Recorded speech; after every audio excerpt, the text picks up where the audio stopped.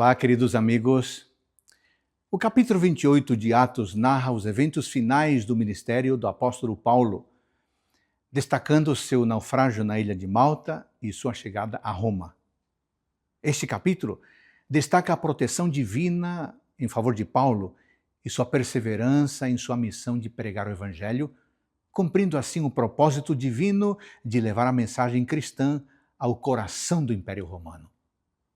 Após o naufrágio, Paulo e os outros passageiros chegaram a Malta, onde foram recebidos com hospitalidade pelos habitantes da ilha.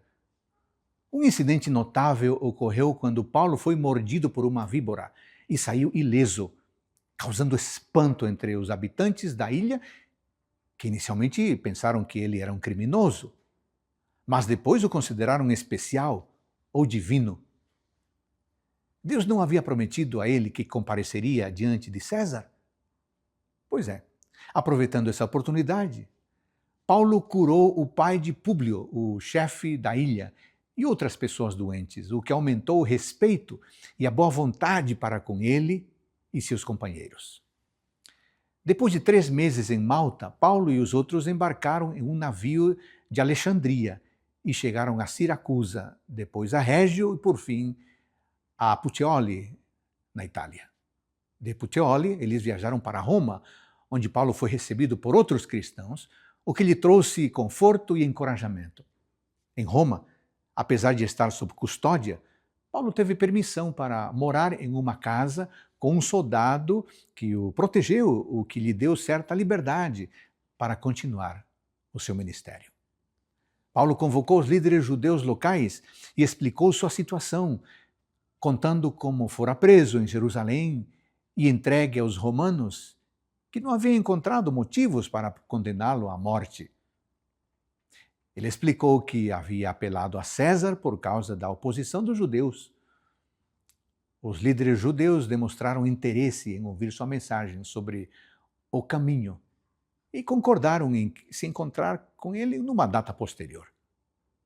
Durante essa reunião, Paulo pregou para eles da manhã até a noite, falando sobre o reino de Deus e tentando convencê-los sobre Jesus, usando a lei de Moisés e os profetas. Alguns dos líderes judeus foram convencidos pelas palavras de Paulo, mas outros não acreditaram.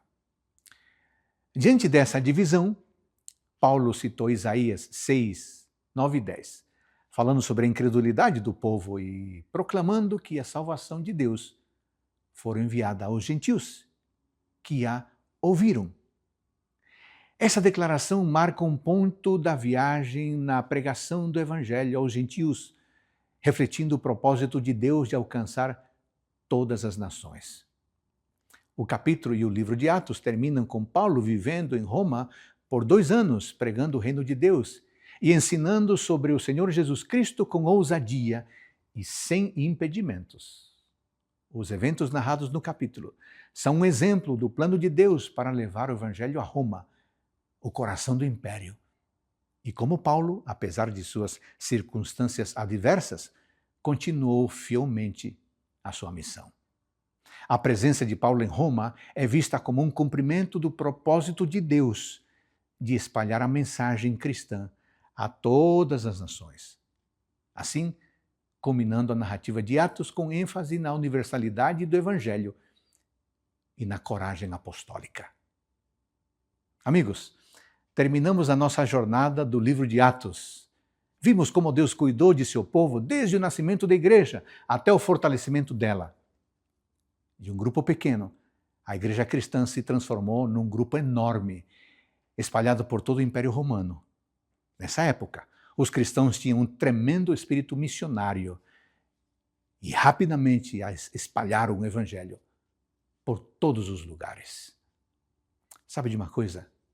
Devemos imitar a Igreja Apostólica, cultivando unidade, compromisso, respeito pela palavra e espírito de missão.